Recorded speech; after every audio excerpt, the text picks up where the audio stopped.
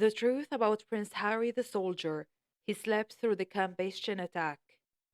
Filius Regi, The Fall of Prince Harry, a tragedy in spare parts. Excerpt from chapter Harry, the Making of a Superstar.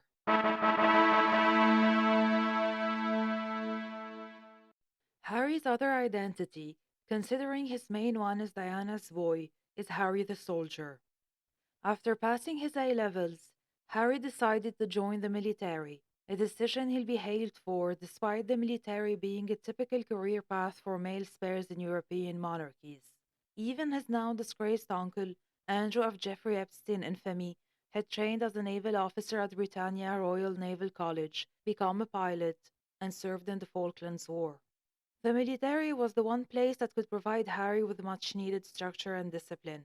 In late 2003, he enrolled in a preparatory course in the Royal Military Academy Sandhurst Assessment Center with the goal of starting the 44-week training course in May of 2005. In April of 2006, Harry graduated from Sandhurst with the rank of second lieutenant in Blues and Royals.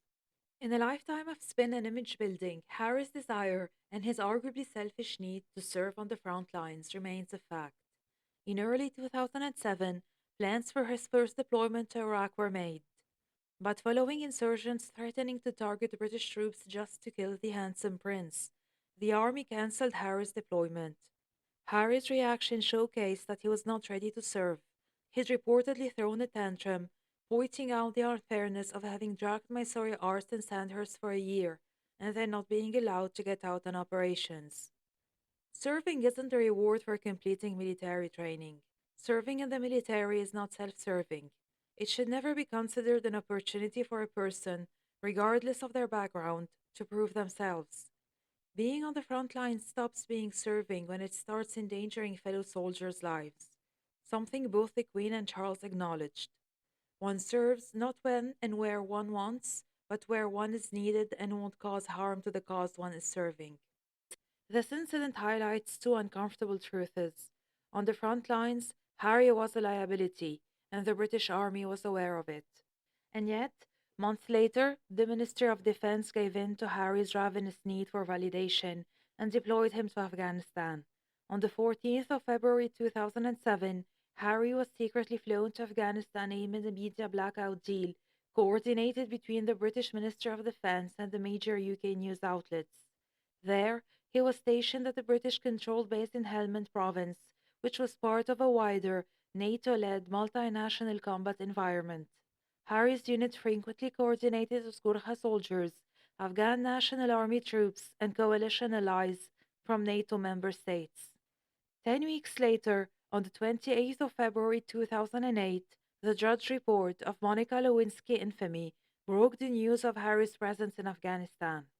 The Minister of Defense, terrified and rightfully so that Taliban fighters would actively target Harry's unit, ordered the prince's immediate extraction. A lot could be said about the Drudge report endangering a coalition unit on active duty for clicks and clout, but would it be fair to hold such a publication to higher standards than the British Minister of Defense? Indeed, the real issue was always why the need for secrecy wasn't a deterrent for the deployment. Why was one man's need for validation deemed more important than the lives of the troops? The military tour was over, the media tour began.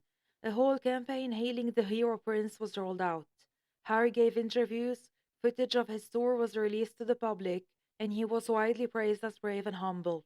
Harry came out of this experience more confident than ever, viewing himself as a real soldier whose life was ruined once again by the British media instead of by right-wing American publication. He joined the Army Air Corps and started his pilot training in January 2009. By August 2012, it was time for another Harry scandal, and this time it involved the crown jewels, the ones that should never be on public display. On the 22nd, TMZ published photos of a completely naked Harry cupping his groin in a Vegas hotel suite during a game of strip billiards. The world exploded. Somehow, the one incident that could have been, and should have been, labeled a youthful indiscretion and addressed in a short statement, then forgotten, became an international scandal. On the 7th of September, the British Minister of Defense issued a public statement confirming that Captain Wales had flown into Camp Bastion to begin a 4-month tour as an Apache co-pilot gunner. The media soon immediately shifted from drunken naked party prince to combat veteran royal risking his life for queen and country. Whether the deployment was planned before the publication of Harry's naked pictures or concocted in the days after it in yet another effort to save Harry's reputation, there is no way to know for a fact. But with no hard evidence to back either one of the theories, one can draw one's own informed conclusion. A powerful argument for a deployment where optics can be made. Harry's deployment plans to Iraq were cancelled when it became clear that his presence would put the troops at risk.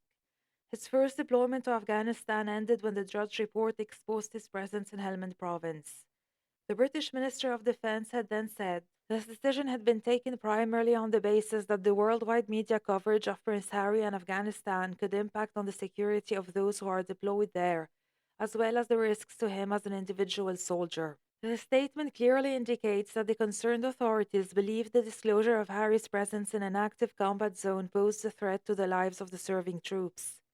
And still, 17 days after TMZ first published the prince's naked pictures, the Minister of Defense was volunteering information about Harry's presence in an active war zone. Also, the 7th of September 2012, when the deployment was announced, was the day after the 15th anniversary of Diana's funeral and of the image of 12-year-old Harry walking behind his mother's coffin. On that morning, the British public was emotionally raw, primed to accept the news of Harry's deployment as heroic, without questioning the timing or the reasons it was being announced this time, rather than being kept a secret.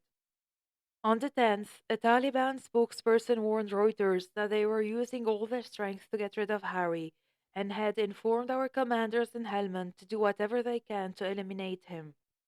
The threats were not publicly acknowledged by the British Minister of Defense, and Harry, a declared target of the Taliban whose simple presence endangered the lives of fellow soldiers, was not extracted. Tragedy struck on the night of the 14th of September. Camp Bastion was attacked by 15 Taliban insurgents dressed in U.S. Army uniforms who breached the eastern perimeter fence.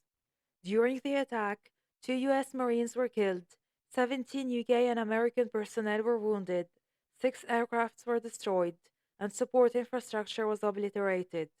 The material losses were deemed the worst incurred in a single day since the Vietnam War.